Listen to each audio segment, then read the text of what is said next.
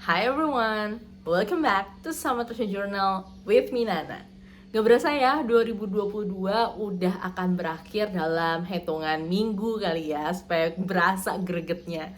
Gue syuting ini di bulan November, pertengahan November, artinya ada 1,5 bulan lagi menuju tahun baru yaitu 2023. Gimana nih 2022-nya? Seru kah? Cukup menantang kah? Atau ceritanya lumayan memorable kah? Gitu ya. Buat gue pribadi 2022 banyak banget ceritanya, banyak serunya, banyak sedihnya, banyak challenge-nya, but I'm glad that I survive up until today dan bisa terus berbagi insight, pengalaman, rekomendasi tentang bullet journal buat kalian semua. Nah, untuk kali ini gue akan bawa kalian melihat proses yang tentunya gue cepetin ya supaya kalian gak bosen, pembuatan The Last Bullet Journal Spread di tahun 2022 ini, tepatnya di bulan Desember.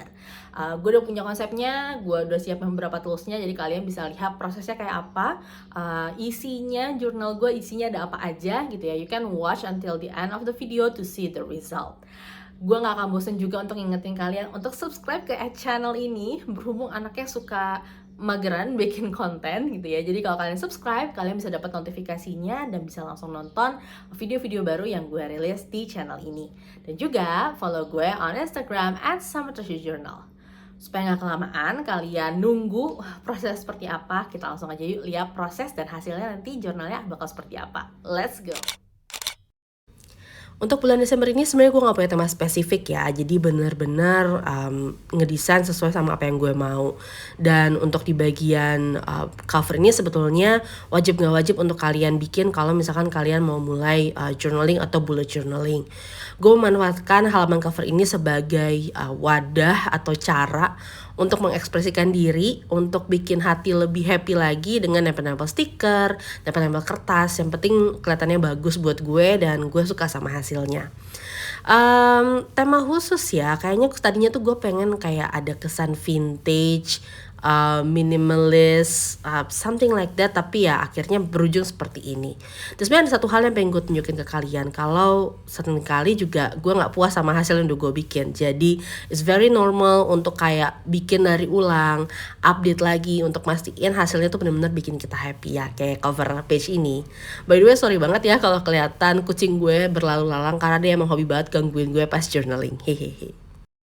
Setelah cover, yang akan gue buat di sini adalah monthly log. Gue lagi suka banget monthly log yang sangat simple, cuma perlu nulisin tanggal dan hari aja gitu ya di satu halaman. Gak perlu bikin tampilan kalender yang besar gitu, karena menurut gue ini lebih fleksibel, lebih enak juga untuk dilihat, dan ini jadi tempat parkir buat beberapa tas yang perlu gue lakukan di tanggal-tanggal tertentu.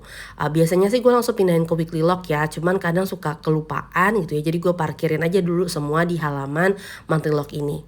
Nah, kucing gue main lagi kan di sini. Nah, di sampingnya gue bikin kayak blank space aja, tempat gue untuk nulis-nulis whatever I want, whatever I have in mind gitu ya. Jadi kayak lebih ke ya catatan-catatan aja gitu sih, perasaan, experience or whatever it is.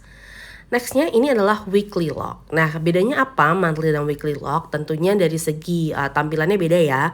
Kalau monthly log itu mencakup 1 bulan penuh, sedangkan weekly log hanya untuk 1 minggu. Biasanya nanti setelah gue tulis di monthly log akan gue migrate atau gue pindahkan ke weekly log ini. Dan biasanya weekly log tuh gue pakai untuk tas yang mungkin datang di hari H atau beberapa hari sebelumnya gitu ya. Jadi nggak butuh planning terlalu jauh istilahnya gitu. Dan desainnya pun gue bikin sesimpel mungkin, banyakin stiker supaya nggak bosen kelihatannya gitu ya. Since I'm not good at doodling or drawing anything, jadi memanfaatkan stiker aja.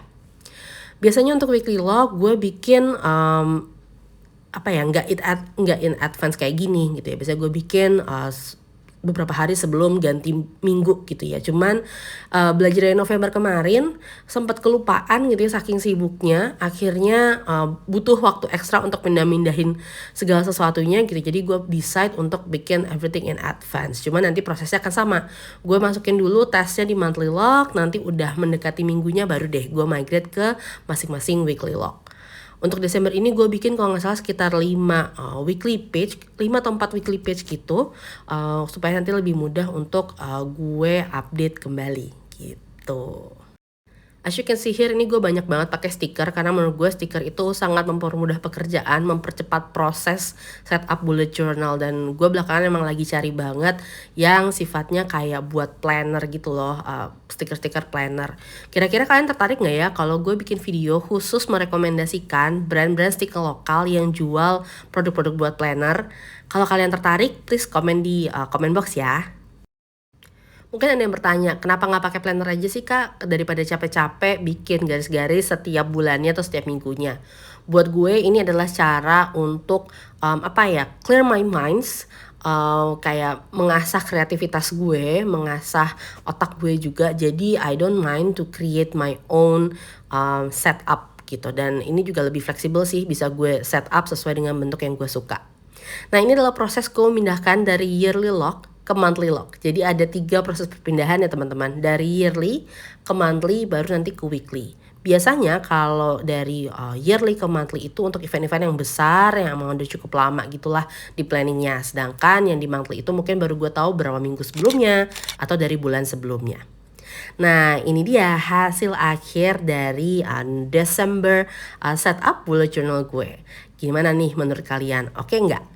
Kalau kalian punya pertanyaan atau punya request nih next videonya tentang apa ya, make sure untuk put your comment di box yang sudah tersedia di bawah ya. I'll see you next time. Bye-bye.